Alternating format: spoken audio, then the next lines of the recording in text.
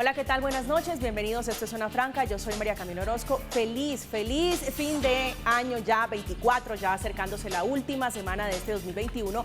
Un 2021 que fue de exploración, aprendiendo a vivir allí con la pandemia que comenzó en el 2020, que conocimos justamente el pánico frente al COVID-19 y luego este año que ya estamos un poquito más relajados, un poco más distendidos y cómo se vendió el año de la esperanza. El tiempo en que gracias a la vacuna todo mejoraría. Ya podríamos trabajar, hacer deportes, rumbear y por supuesto la economía mejoraría, volver un poquito allí a la famosa normalidad y en ese panorama de esperanza unas cosas fueron y otras no fueron, otras no tanto. Pues la vacunación va funcionando con todo y los antivacunas, la economía creció, aunque la pobreza sigue disparada, los paros se apagaron, aunque las demandas sociales siguen y bajo todo este contexto la política a la colombiana sigue en lo mismo. De disputa en disputa, de escándalo en escándalo, basta recordar el caso de la ex ministra de las TIC, Karen Abudinen, en centros poblados y además las promesas de inclusión fallidas de Gustavo Petro, que terminaron en eso, en promesas, dejando por fuera de las listas del pacto histórico a los candidatos afro de Francia Márquez. Hoy un recorderis de lo que ha sido este 2021 que todavía no termina. Entramos a Zona Franca.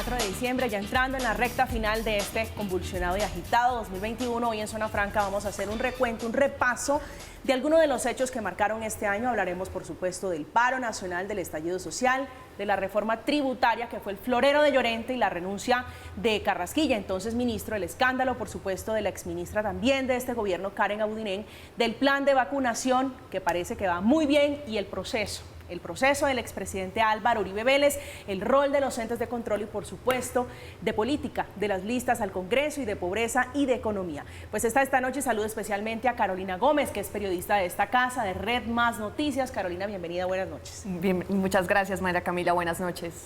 Pues también está acá, se une a esta conversación de manera presencial, entre otras cosas, Oscar Felipe Agudelo, que es periodista de Zona Franca. Oscar Felipe, bienvenido. María Camila, un gusto estar acá. El gusto es nuestro y un invitado muy especial que no hace parte de esta casa, pero es un periodista muy querido, un periodista muy reconocido, periodista de la FM, Santiago Ángel. Un placer tenerlo acá esta noche. María Camila, muchísimas gracias por la invitación. A usted muchísimas gracias. Pues yo quiero comenzar, compañeros de mesa, con un tema que sin duda yo creo que fue el que marcó el derrotero de este 2021, que fue justamente el estallido social a propósito de las declaraciones del exministro Carrasquilla, refiriéndose al huevo a 1.800 pesos, que fue una de las razones, uno de los motivos allí con el que se argumentó se iba a las calles en un paro prolongado, un paro que aún sigue generando estragos. Esto fue lo que dijo el exministro. O sea que ni le pregunto si sabe cuánto vale un huevo o si sabe cuánto vale una libra de arroz. Yo le confieso, yo no sé. No lo tengo en mis cuentas. Quedo como un zapato, digamos, pero digamos en el tema de los huevos, pues depende depende de la calidad, pero digamos que 1.800 pesos la docena o algo así es lo que yo tengo en la cabeza. La libra de arroz también depende mucho de la calidad, no hay de todo. Eso fue en abril. En abril del año pasado, Santiago, fue esta declaración de este año, abril de este año, esta declaración de Alberto Carrasquilla, explosiva por supuesto, allí dando unos bandazos de cómo era que se hacía mercado y hablando del precio del huevo. ¿Qué reflexiones nos quedan a propósito de estas declaraciones en su momento del ministro Carrasquilla? Yo creo que ese es uno de los hechos más relevantes del año, no per se por las declaraciones, sino porque eso estaba ligado, por supuesto, al intento de reforma tributaria, que fue el que se intentó tramitar por primera vez este año en el Congreso de la República. Mi conclusión es que fue un manejo erróneo de parte del Gobierno Nacional, que no supo hacer una pedagogía y no supo explicar las intenciones que tenía esa reforma tributaria. pero que en esencia era una buena reforma tributaria y que paradójicamente, según los economistas, si uno le pregunta a Mark Hofstetter, que es columnista en El Espectador, a José Antonio Campo, a otros economistas, pues esa era la reforma tributaria que necesitaba el país. Luego se hizo una reforma tributaria mucho más moderada y el próximo año es claro que quien quede presidente va a tener que hacer una reforma tributaria estructural. Desafortunado el manejo de comunicaciones del Ministerio de Hacienda, desafortunado el desdén con el que Alberto Carrasquilla trató de explicar su proyecto de reforma tributaria, que era el más importante del gobierno, pero creo que la discusión sobre lo esencial de la reforma fue injusto y nos llevó a un escenario de muchísima violencia que no era necesario. Carolina. Yo me adhiero a las palabras de Santiago, pero quiero también añadir que esto desató algo muy bueno y fue el hecho de que la juventud pudiera expresarse. Obviamente, por mucho tiempo se expresaron bien, las protestas fueron pacíficas en su gran mayoría, pero también se desató una ola de violencia y vandalismo con la que todavía estamos lidiando en el país y es lo que nos quedó con la primera línea. Eso es algo que nos deja esta reforma tributaria y ese intento fallido del gobierno de expresar su buena intención para darle a quienes más los necesitaban con la reforma tributaria, quitándole a los más ricos o a los que más tenían. No lo supieron comunicar. Recordemos el hecho también, la noticia de que el viceministro de Hacienda salió diciendo que se tenía que grabar la sal, el chocolate, el azúcar, productos básicos de la canasta familiar a los cuales se les iba a hacer un incremento bastante significativo y tropiezo tras tropiezo con comunicaciones erróneas. Carolina, además un ingrediente, yo creo que tal vez impopular y es las circunstancias, el momento que vive el país, tratando de salir de la pandemia, una pandemia que dejó más pobres a los que ya eran pobres. Así es, la pandemia, iniciamos el año con mucha incertidumbre. La pandemia nos puso a nosotros en un papel en el que teníamos miedo sobre el futuro porque no se sabía qué iba a pasar con las vacunas. Entonces el tema de que en enero no llegaban las vacunas, en febrero, y ya empezaban a darse noticias, súmele a esto el incremento del costo de las cosas, también después el tema de la reforma tributaria para decir como, bueno, ya empezamos a vacunarnos, pero necesitamos recursos para la gente que más los necesita, los subsidios, etcétera. Todo esto se acumuló y dio el gran estallido social con el que tuvimos que lidiar, con el que todavía estamos lidiando, pero trajo algo muy bueno también, y es la participación de los jóvenes. Creo que el gobierno le metió un empujón, como el acelerador, pisó el acelerador para que los jóvenes pudieran participar, y no sé ustedes qué opinan sobre esto. ¿Fue buena la participación de los jóvenes o fue un fracaso? Sí, ahí, Carolina, antes de que nos vayamos para otro lado, yo sí quisiera seguir en lo de Carrasquilla, porque para mí definitivamente lo de Carrasquilla demostró la desconexión que tiene el gobierno con la ciudadanía, ¿sí? Yo creo que saberse la lista de mercado, no todos no la sabemos, ¿sí? De pronto yo sí me sé cuánto vale una cubeta de huevos. Ahorita, la semana pasada, mercado? si hago mercado, la semana pasada estaban a 17.000 pesos, estaban carísimos. Sí, pero la cuestión es, esto demostró básicamente la falta de conexión entre el gobierno y la ciudadanía. Vamos, recuerdo, por ejemplo, cuando en las protestas sociales, en las manifestaciones, ocurren estos hechos, hay muertos, hay heridos y el presidente al otro día sale con la chaqueta de la policía. Esos son gestos simbólicos, pero que cuestan.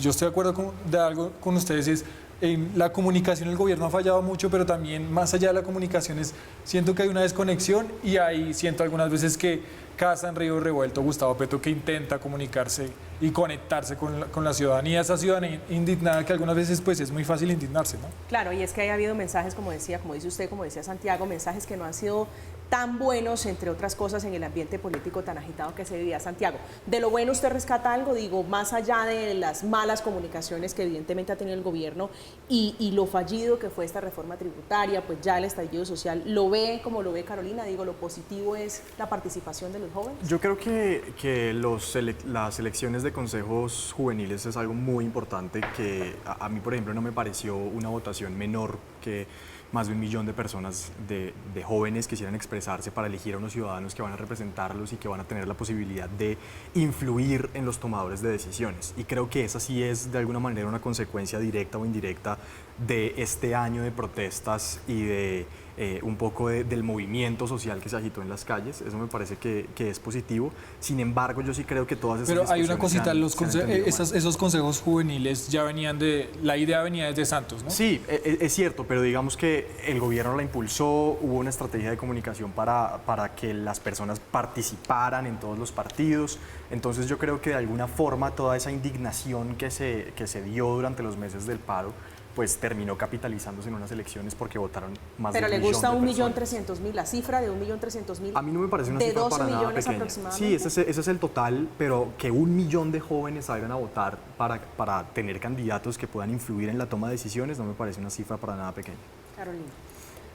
A mí me parece que el estallido social, además de dejarnos claro que los jóvenes tenemos una voz, que puede ser una voz potente, que puede tener un eco, nos dejó también claro que estamos en un panorama en el cual todos los políticos quisieron aprovechar para, como decía Felipe, pescar en río revuelto.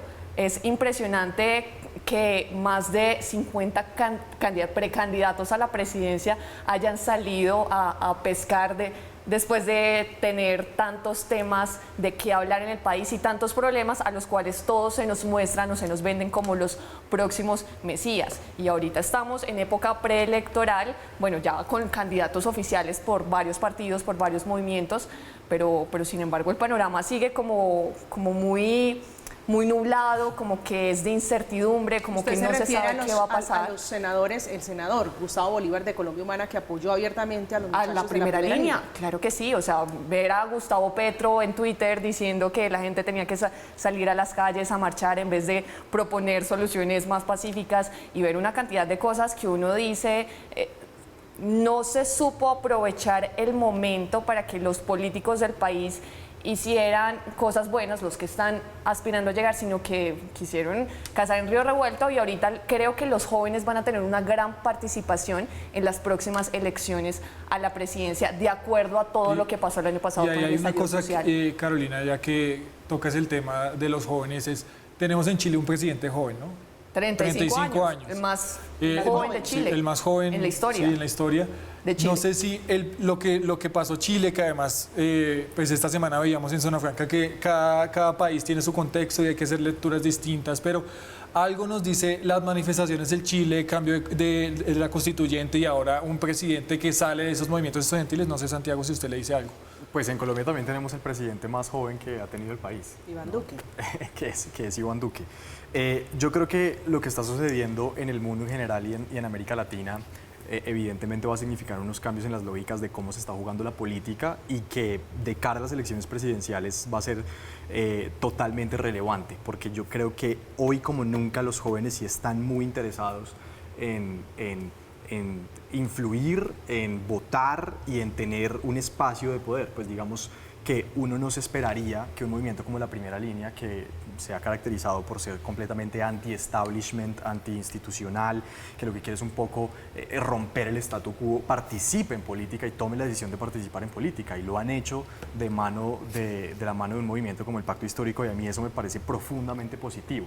Luego yo creo que antes esa indiferencia que se mostraba de los jóvenes en las decisiones, en las elecciones, en la política nacional, creo que con este año y con las manifestaciones va a generar un punto de giro. Pero lo que sí uno le queda claro es que como hay paradojas, ¿no? Porque obviamente salen los jóvenes, uno ve las calles llenas de jóvenes. Yo cuando salí algunas veces a hacer el cubrimiento de la protesta, también algunas veces me preguntaba, bueno, ¿qué tipo de jóvenes? Porque yo en ocasiones no me sentía representado. Pero la pregunta que queda es, ¿qué queda ahí? ¿Qué tipo de jóvenes son los que salieron a protestar? ¿Sí? Pues yo creo que las manifestaciones se tienen que explicar de muchas maneras y con muchos grises. En Colombia este año hubo 21 millones de personas en la pobreza, el desempleo juvenil, el desempleo de las mujeres se mantuvo todo el año en la cifra de 2 dígitos, por encima del 15%. Entonces, por supuesto que había una cantidad enorme de jóvenes que no tenía un sentimiento de esperanza de futuro, y eso es absolutamente evidente en un país pobre como el nuestro. Pero creo que también hubo muchísimo aprovechamiento político, y creo que lo que pasó en Colombia durante este año es que la historia no se contó equilibradamente, y eso se ve en los informes sobre las violaciones a derechos humanos del exdefensor Negret y de Naciones Unidas en Colombia.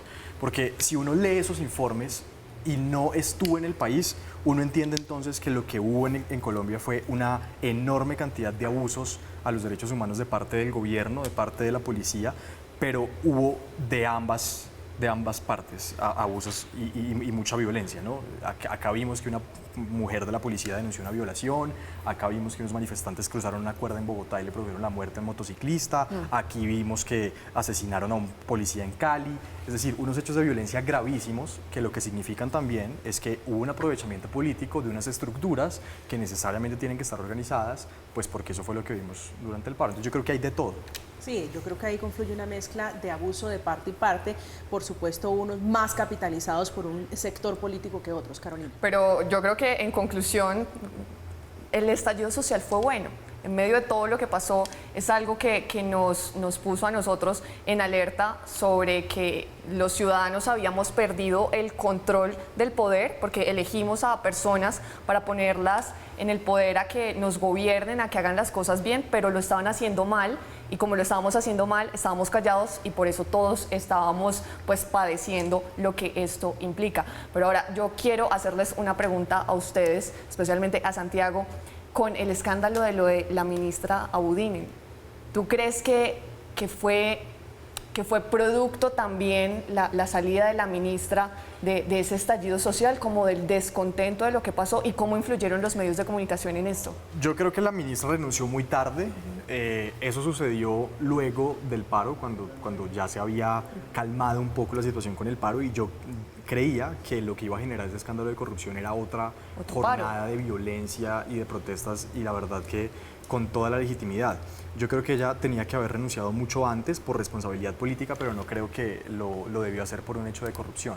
Sobre todo porque hoy no existe ninguna investigación penal contra ella. Lo que ahí hubo fue pues unos delincuentes que falsificaron unas garantías bancarias, que se aprovecharon de los limitantes que hay en la contratación estatal, pero sin duda este es el escándalo de corrupción más grave del gobierno Duque, y ahí tenía que haber una responsabilidad política que en mi opinión debió haber sido mucho más prematura de parte de la exministra.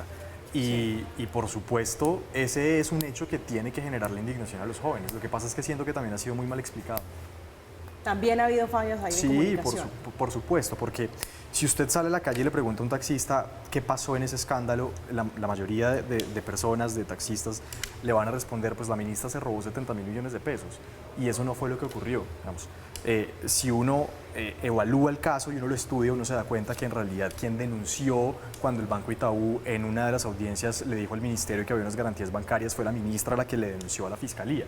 Entonces, claro que uno podría cuestionarla si se quiere por negligencia. Sí, la falta de control, de vigilancia sobre los recursos públicos que, entre otras cosas, estaban bajo su tutela en el Ministerio de las TIC. Exactamente. Pero eso está una lejos cosita muy pequeña. de tener De que ver decir con que ella fue la que se corrupción de robó el su parte. dinero. Exactamente.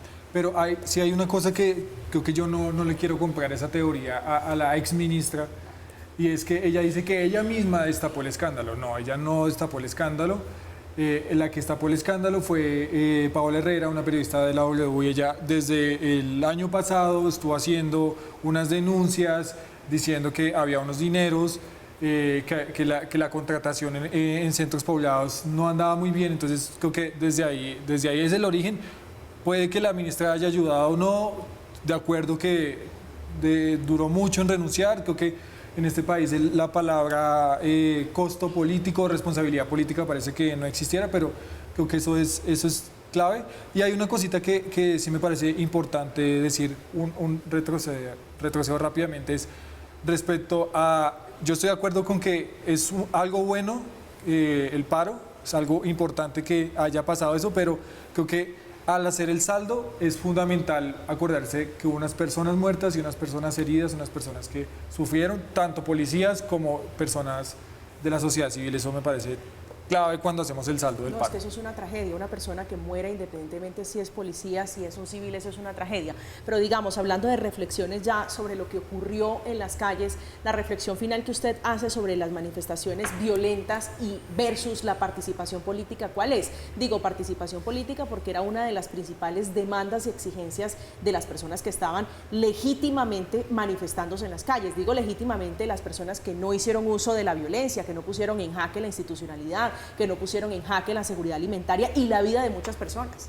Sí, yo creo que siento yo que, por ejemplo, el grupo de la Colombia Humana sintió mucho más al final esas manifestaciones. Ellos como que sintieron que ya se les estaba yendo un poco la mano porque estaba vulnerando derechos, estaba vulnerando el derecho a las personas a trabajar, estaban vulnerando el derecho a la movilidad. Entonces creo que ahí también ellos quisieron capitalizar en algún momento, pero se dieron cuenta y retrocedieron un poco y finalmente vieron que esto era bien perjudicial seguir con paros prolongados. Carolina. Pero bueno, en medio de todo esto, como la canción de Juan Luis Guerra, el costo de la vida sube otra vez y el peso que baja ya ni se ve. Tenemos una noticia muy buena, y es que hubo el incremento al salario mínimo más importante de las últimas décadas que ha tenido el país, y pues después de que nos amenazaron de que le iban a subir el impuesto a los productos de la canasta básica, que ese pues, incremento una de buena noticia. 10.7% al salario mínimo que han dicho es histórico, que eso no se había visto, que pues obviamente es un tema del presidente Iván Duque y de los empresarios, ¿eso es como consecuencia del estallido social?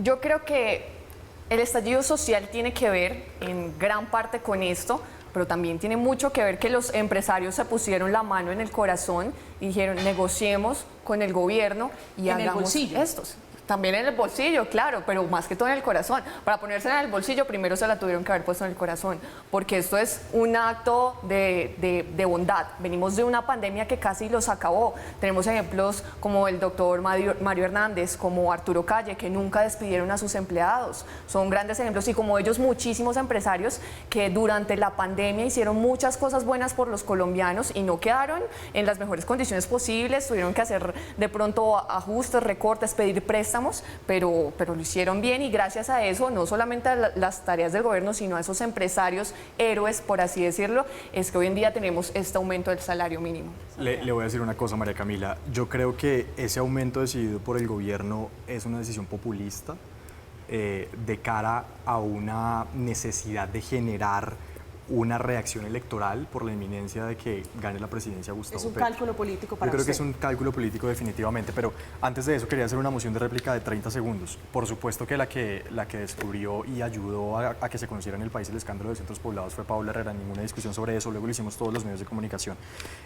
A mí me sorprendió mucho leer una columna el domingo en El Tiempo de Sergio Clavijo, que es pues una persona que es autoridad en economía, diciendo que el aumento del 10% le parecía absolutamente innecesario. Y yo creo que, aunque es en grises, por supuesto que hay muchas personas con el mínimo que necesitan tener más poder de gasto, más ingresos. Yo creo que en Colombia hay unos problemas estructurales que el gobierno no se atrevió a resolver por no jugarse su capital político y su popularidad, que siempre estuvo muy abajo. Y esos problemas estructurales tienen que ver con una reforma a las normas laborales, la informalidad y una reforma pensional. Luego, en este momento a mí me parece que teniendo una informalidad que es de alrededor del 60%, es mucho más importante resolver que la gente pueda tener empleo y con eso garantías, condiciones laborales, salud, poder cotizar, que le suban 100.000 pesos en un momento en el que además la inflación en los alimentos, por ejemplo, está altísima. Exactamente. Entonces, claro que es importante, claro que uno esperaría que año tras año el salario mínimo aumente, pero yo creo que lo inminente en este momento es resolver la informalidad. Entonces, yo creo que ese aumento, pues sí, hay que aplaudirlo y lo que sea, pero yo creo que es un cálculo político por el riesgo que genera Gustavo Petro. Pues la verdad, muchos lo han pensado de esa manera, un cálculo político, sobre todo en la trepada, viendo allí la trepada que se ha pegado el señor Gustavo Petro en las últimas encuestas. Felipe. Sí, yo siento que el presidente Duque tiene un teflón, pero un teflón negativo. En alguna época el expresidente Uribe tenía un teflón que todo lo que se hablara sobre el expresidente Uribe no pasaba nada. Finalmente bajó su popularidad. En este momento leo por ahí algunas cosas y veo que en algunos seguidores de Gustavo Petro, no importa lo que digan sobre él, siempre va a tener sus seguidores, siempre lo van a apoyar, no importa qué pase, no importa los hechos, siempre tiene unas personas ahí que lo están apoyando.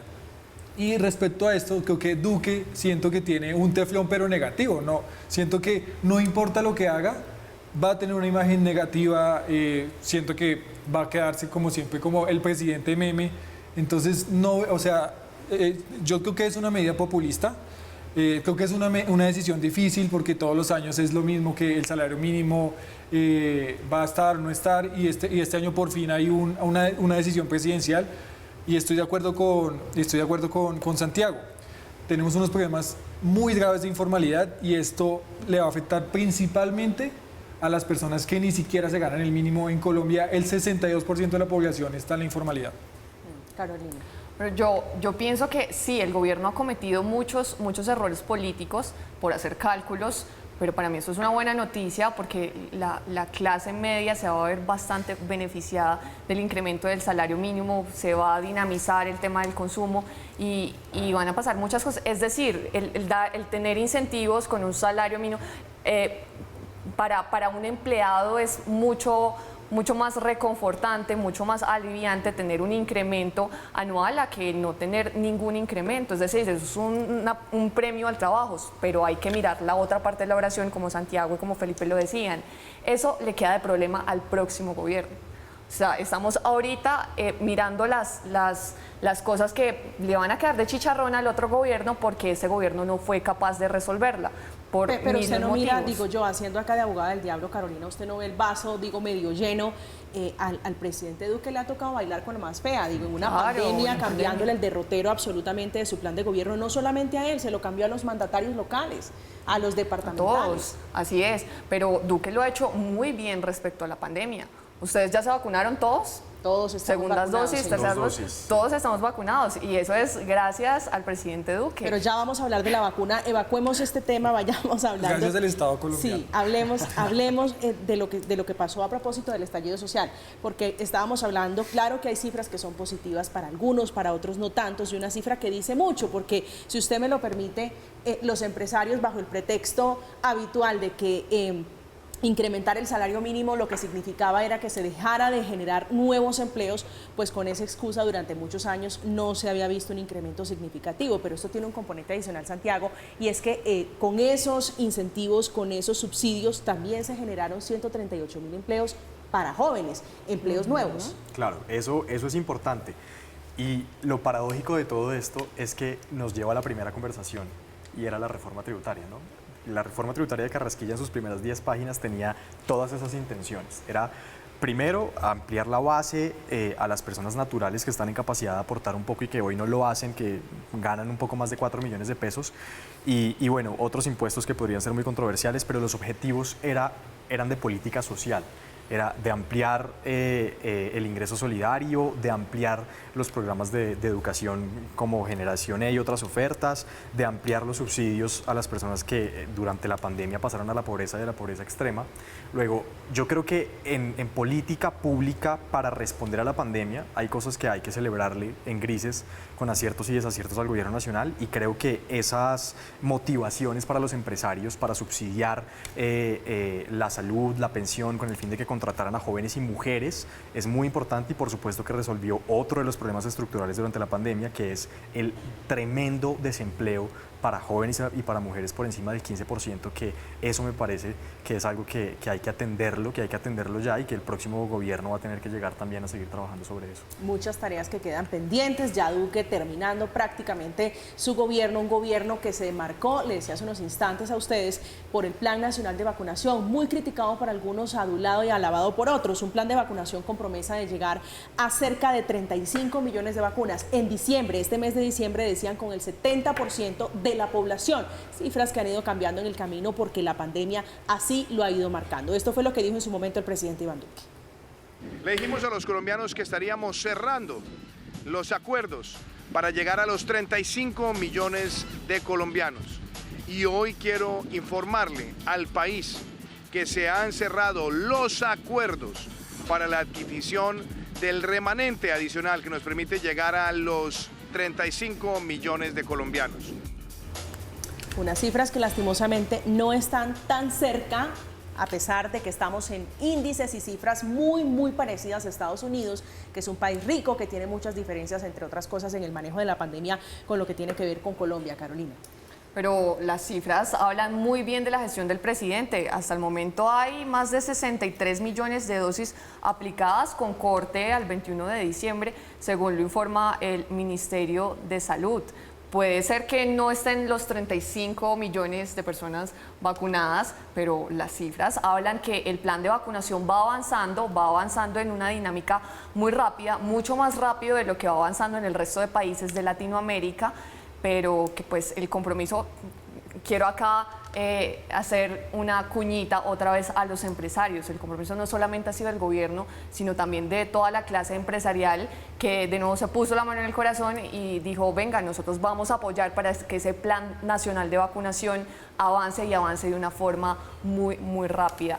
Yo creo que el gobierno en ese lado ha recibido una ayuda supremamente importante. Solos no hubieran podido lograrlo. Sobre el plan de vacunación, yo creo que el peor enemigo del gobierno fue el mismo gobierno, porque se puso a hacer una promesa que no pudo cumplir, pero eso no quiere decir que el plan de vacunación no haya sido bueno. Yo creo que lo que pasó es que se pusieron una meta muy ambiciosa y después empezaron a recular que no eran 35 millones de vacunados, y eran dosis. Llevamos en lo que decía Carolina, 63 millones de dosis, y creo que vamos bien.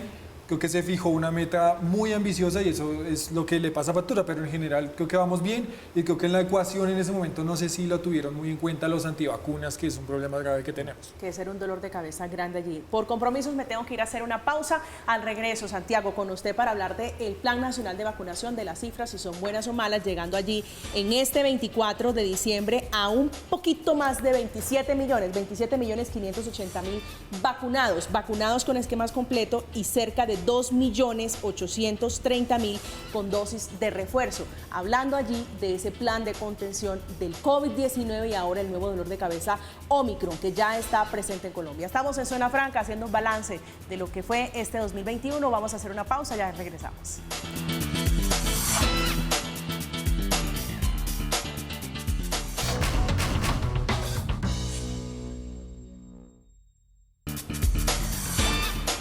Del estallido social, de la fallida reforma tributaria que fue el florero de Llorente, la manzana de la discordia, estamos ahora hablando de vacunación. El reporte que nos deja de vacunación de este año de pandemia en Colombia es de 63 millones de dosis aplicadas, es decir, algo así como 28 millones de colombianos vacunados con alguna dosis o con el esquema completo. Le decía hace unos instantes, Santiago, su percepción, su lectura de todo lo que pasó con el Plan Nacional de Vacunación y una reflexión sobre lo que ha sido el trabajo y el papel del ministro de Salud, Fernando Ruiz. Yo quiero comenzar muy respetuosamente enviándole un saludo a nuestra colega María Jimena Duzán, que había dicho que las vacunas no iban a llegar ni en junio ni en ningún mes del año. Hay lecturas y hay razones que me parecen totalmente válidas y legítimas para cuestionar con mucha vehemencia al gobierno nacional. En el plan de vacunación me parece que no hay ninguna razón para cuestionar. Creo que el desempeño de la vacunación ha sido absolutamente mucho más allá de lo esperado, mucho más allá de las expectativas. Creo que aún con que hacen falta algunos millones de personas que tengan el esquema completo, la logística de la vacunación, los vacunadores en las zonas apartadas en Colombia, la compra de las vacunas, que también hay que decir, se dijo que teníamos un equipo que no sabía negociar en inglés con Pfizer y demás, comenzando la pandemia. Yo creo que el gobierno acertó en tener un portafolio enorme de opciones de las vacunas, Moderna, Pfizer, Sinovac, casi todas las que existen en el mercado con algunas excepciones, y yo creo que la logística, sobre todo el trabajo articulado con el sector privado, con la CPS, me ha parecido más que positivo, y ahí no tengo nada que criticarle, sino felicitar al ministro de Salud. Al ministro de Salud y al vice Moscoso, que ya se fue. Y al vice Moscoso, que se fue, y ahora está Gabriel Escobar, me parece que encargado, que también ha sido muy buen funcionario en el Ministerio de Salud. O sea, ¿usted le da 10 de 10? Yo le doy 10 de 10 al gobierno y al ministro en el plan de vacunación. Feliz. Yo le doy 9 de 10 por no saber comunicar y haberse puesto una meta tan ambiciosa. Pero no, yo estoy de acuerdo totalmente, creo que el plan de vacunación fue un éxito, además porque tenemos un sistema fuerte y robusto en cuanto a vacunación. Quedan algunas duditas, pero no sé si sean de gobierno. No, dudas como yo, por ejemplo, hoy iba precisamente para una reportería y alguien me preguntaba, ay, ¿cómo es la cosa de la vacunación? ¿Será que yo sí me tomo unos traguitos de más? Yo con el alcohol se daña la vacuna, no se daña el cóctel de vacunas, como esas cosas muy pedagógicas, pero yo creo que... Pero el gobierno ha hecho pedagogía, digo, eso también es corresponsabilidad de uno informarse como responsablemente, empezando por qué tipo de vacuna es buena, cuáles son los efectos adversos, eso también puede ser. Es mea culpa de la persona que no tiene la información, que no ha buscado. Sí, pues definitivamente, pero sí puede, o sea, yo sí creo que en el gobierno hay unos problemas de comunicación que hacen que algunas veces el gobierno sea su propio enemigo y su más férreo enemigo. ¿Qué comunicaría usted aparte de eso? Yo comunicaría, por ejemplo, los puntos donde deben ir a vacunarse, qué pasa con las personas que no se han vacunado, porque no solo son antivacunas, sino hay unas personas que tienen, por ejemplo, dificultades para ir, hay mucha ignorancia. Creo que miraría un poco más por esas cosas. Es decir, ¿no le satisface el anuncio que hizo el ministro de Trabajo, que dice que los que se vacunaron de la dosis de refuerzo, Santiago, usted me corrige, es la dosis de refuerzo, sí, segunda dosis o dosis de refuerzo, sí, les van a dar un día de descanso? Pues eso es bueno, pero siento que no ha llegado. O sea, lo que uno habla con la gente, algunas personas, aunque depende uno con quién socialice, ¿no? pero muchas de las personas con las que yo hablo como que no les llega la información completa, pero ahí le compro la teoría a María Camila, y es que puede que también falte más iniciativa por parte de los ciudadanos de informarse. Eso sí, claramente puede ser por ahí. Hay que hacer entonces uno también pedagogía, Carolina, pedagogía con la gente que uno tiene cerca para lograr cerrar el círculo y cortarle el camino al COVID-19. Entre otras cosas, gracias a la vacunación y el avance del Plan Nacional de Vacunación es que hemos podido tener una exitosa recuperación económica en medio de todo el panorama mundial, en donde muchos de los mercados se están cayendo, tenemos guerra comercial, Estados Unidos, China, etcétera, bla, bla, bla. En Colombia estamos avanzando bien, porque ahorita estamos viendo las noticias de diciembre, es que están cerrando países como Europa, Estados Unidos está teniendo restricciones para la entrada de gente proveniente de Asia, de Medio Oriente, de Europa, y el mundo está otra vez entrando como en esa incertidumbre de qué va a pasar con la pandemia, con la variante Omicron, pero el mensaje es que aunque ya no estamos como estábamos en enero de este año, que no había certeza sobre si iba a llegar o no iba a llegar la vacuna, en Colombia nos está yendo bien, no estamos encerrados, no nos están cancelando vuelos porque no se puede entrar al país, etcétera, sino que creo que vamos bien, y lo importante es que tenemos esperanza de que el plan de vacunación va a avanzar y no nos van a volver a encerrar por el momento. Usted está en el mismo grupo de Santiago mandando saludos a los fatalistas que decían que este año, ni el año entrante, ni en otros 3 iba a haber vacunación. Por supuesto, estoy en ese mismo grupo porque creo que es gente que no le aporta algo positivo a la circunstancia tan dramática que vivimos. Es que una pandemia mundial de esta magnitud no pasa todos los días, y esto nos llegó a nosotros sin saberlo cómo manejar. Es decir, a Duque le tocó aprender en el camino, a todos nos tocó aprender en el camino. Nadie es esperado pasar por esto. Yo me meto en ese grupo de positivos respecto al plan de vacunación, solo que creo que el gobierno tuvo serias dificultades para comunicar.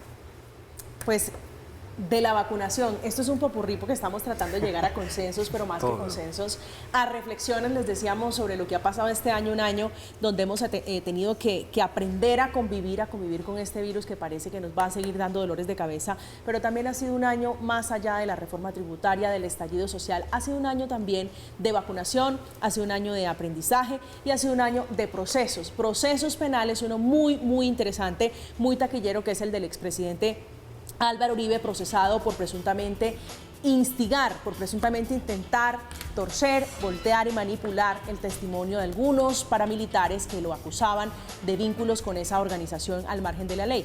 Un proceso por el que estuvo en alguna oportunidad privado de su libertad de manera preventiva Santiago, de manera preventiva, un proceso que dio un vuelco primero en la Corte, toda ya una pelea entre magistrados, la Fiscalía, abogados, pesos pesados.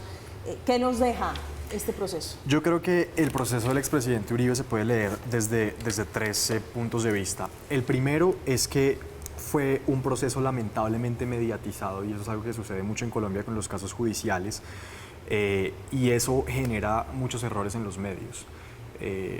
Yo creo que hubo un error durante los años previos a la decisión de la Sala de Instrucción de la Corte Suprema de Justicia de la medida de aseguramiento de unas filtraciones selectivas, que a mí me parece que eso es muy grave, porque quienes tenían información, por supuesto, eran los magistrados y las partes, es decir, los abogados de quienes estaban implicados, pero las filtraciones selectivas a usted no le permitían hacer una evaluación como ciudadano de lo que realmente estaba ocurriendo, cuáles eran los cargos y qué era lo que pudo haber pasado, si hubo delitos o no. Luego, a mí me parece que ahí tiene que haber una reflexión sobre cómo se están llevando a cabo los procesos, no solamente en la Corte Suprema, sino en las demás cortes, porque luego vimos que presuntamente habría llamadas para influir sobre una decisión de tutela en la Corte Constitucional, y también ha pasado en la JEP, con el caso de Otoniel recientemente. Entonces yo creo que debería haber una reflexión sobre las filtraciones.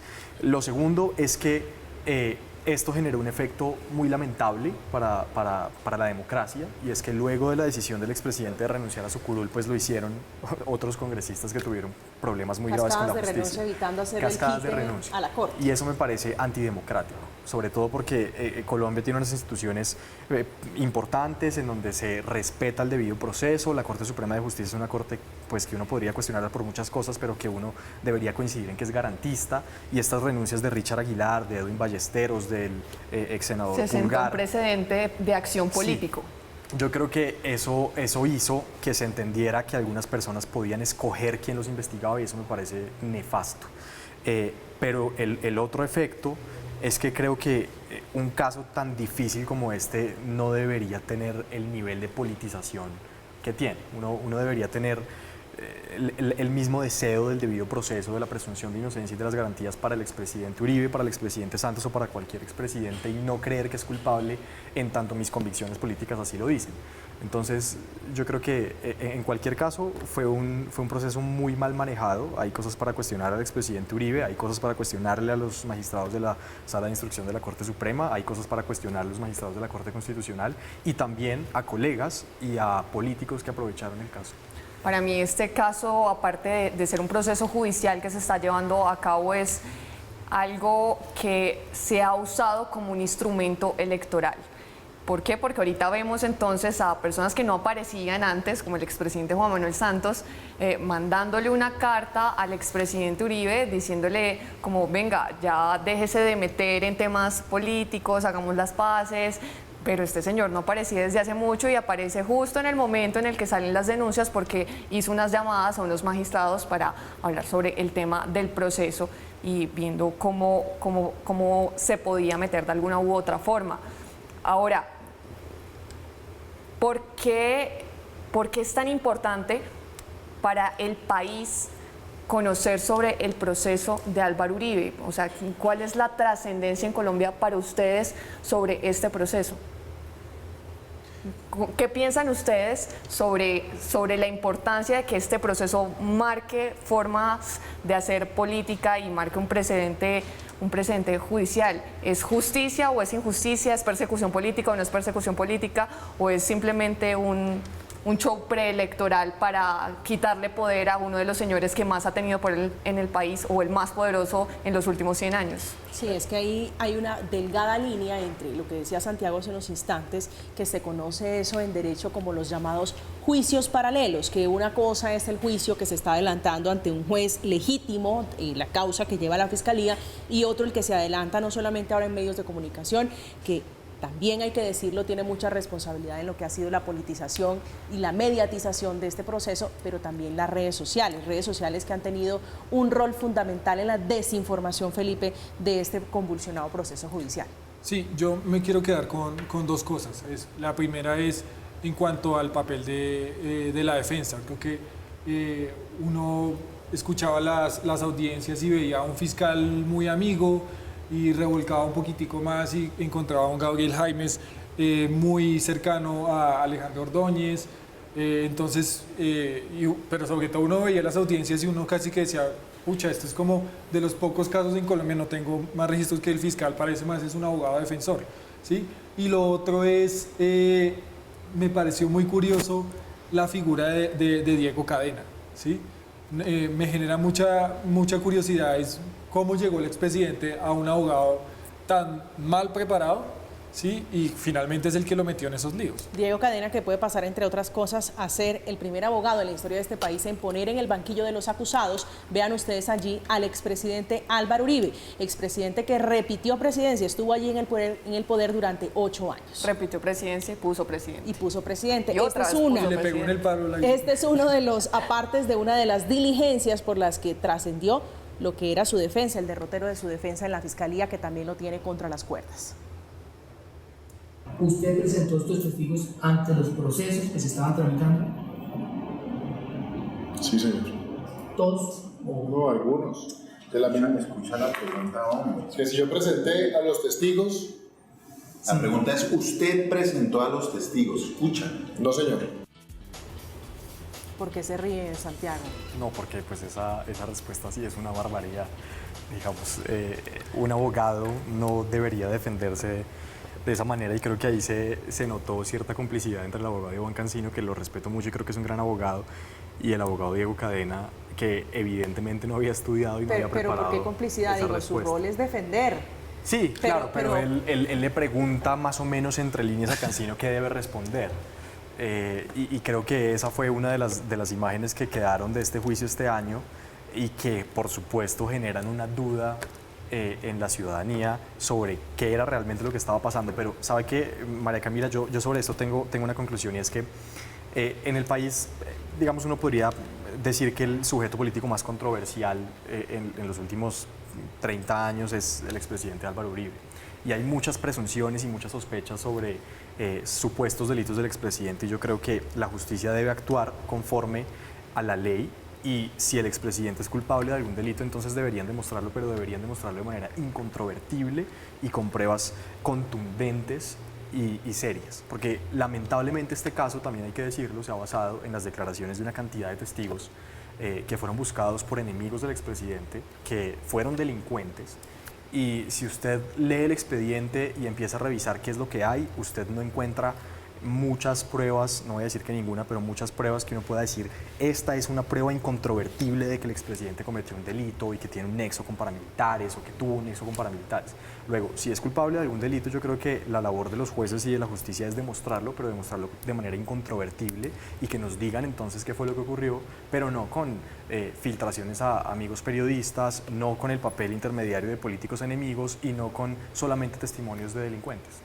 Los blancos, los negros y un poquito de grises, allí algo que no huele tan bien en el proceso del expresidente Álvaro Uribe Vélez, donde sí ha habido filtraciones, donde ha habido algunas actuaciones que no son tan bien recibidas por parte del expresidente Álvaro Uribe y otros de sus contradictores allí en este proceso, que aspiran, que se prevé se puede desenredar el próximo año con una decisión que lo deje por fuera o definitivamente condenado o vinculado a una investigación por presunto soborno a testigo. Estamos en Zona Franca haciendo el ajuste del balance de este 2021, año de pandemia, año de vacunación en Colombia. Ya regresamos.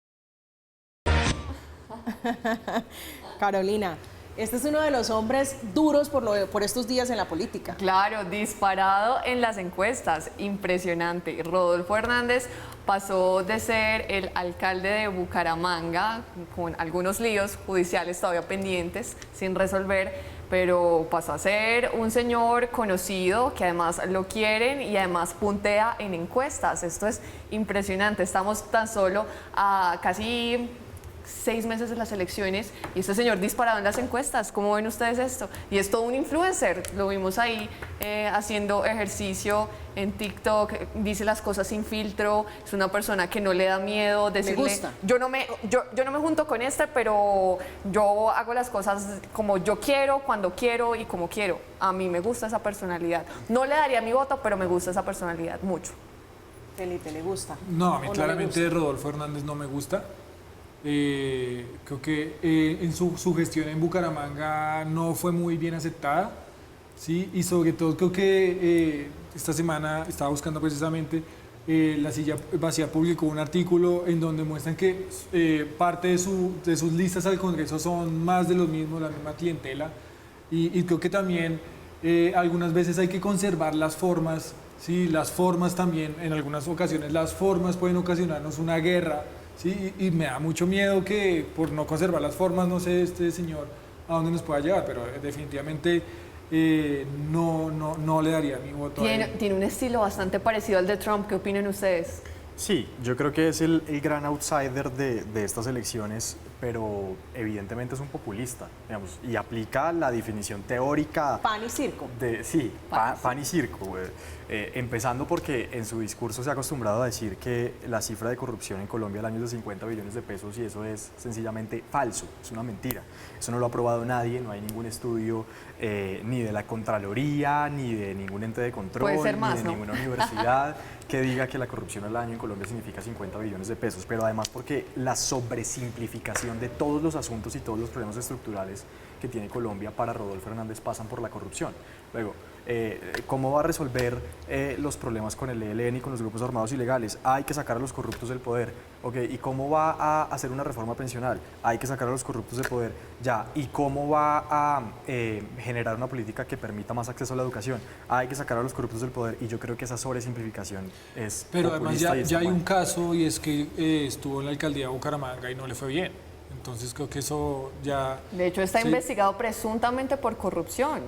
O sea, el tema de hay que sacar a los corruptos del poder, pero él puede llegar a ser uno de esos. ¿Debería llegar o no debería llegar? Solo leo este título que dice: una política de las maquinarias lidera la lista de la Cámara de Rodolfo Hernández. La lista de la Cámara de Rodolfo Hernández. Rápidamente, que ya estamos llegando al final de Zona Franca. Aparte del proceso del expresidente Uribe, ¿cuál ha sido el litigio, el proceso más grande en Colombia que usted diga este es el que se lleva el premio del año? El premio de este año. De este año. Yo creo que podría ser la investigación en contra de la ministra Karen Audine. Que puede ser esa, puede ser también Hidroituango. Su personaje del año, Carolina, ¿quién es el personaje del año? O influencer, si a usted le gustan los influencers. No me gustan los influencers, pero el personaje del año para mí claramente son todos los empresarios. Todas aquellas personas que pusieron con su trabajo un granito de arena para que muchas familias no se quedaran sin empleo y no se quedaran sin nada para subsistir. Puede ser, me gustan los personajes del año de Carolina, los suyos, Santiago. Yo creo que el personaje del año es Gustavo Petro, pero recuerde que la revista Time en 2016 eligió, y no por buenas razones, como personaje del año al expresidente Donald Trump. O sea, ¿usted está ya pronosticando un triunfo de Gustavo Petro? No. Simplemente digo que para mí es indudable que ha sido el personaje del año, porque en el 2021 toda la conversación política ha girado en torno al personaje de Gustavo Petro. Si hay, hoy más que nunca, creo que hay que decirlo, porque además así lo demuestran las encuestas, probabilidades de que Gustavo Petro llegue al poder. Pero es increíble cómo nosotros todos los días en los medios de comunicación tenemos que responder a las lógicas políticas que impone el senador Gustavo Petro. Rápidamente, Felipe, sí, su personaje. Tenía uno, pero ahora con lo que dice Santiago tengo 1,5. Y ese medio sería Francia Márquez, porque precisamente está desbancando a Gustavo Petro de esa agenda y está viendo que hay algo más allá de Gustavo Petro. Entonces me quedo con ese medio. Yo quiero hacerles unas preguntas acerca de lo que acaban de decir sobre Gustavo Petro. ¿Ustedes lo ven como posible ganador cuando las encuestas dicen que es más la gente indecisa que no sabe por quién votar que la que podría votar por Gustavo Petro? O los de derecha contra la izquierda, pero eso es una pregunta que vamos a responder en otra oportunidad. Lastimosamente ya llegamos al final con esto, con los personajes del año que para mí siguen siendo los vacunadores, el personal de la salud que sigue allí frente a esta contingencia que no termina, esta pandemia que nos ha causado profundas tristezas. Deseando desde aquí, desde esta mesa para ustedes, una feliz Navidad y un próspero 2022. Un fuerte abrazo y gracias por la sintonía. Feliz resto de noche. Chao.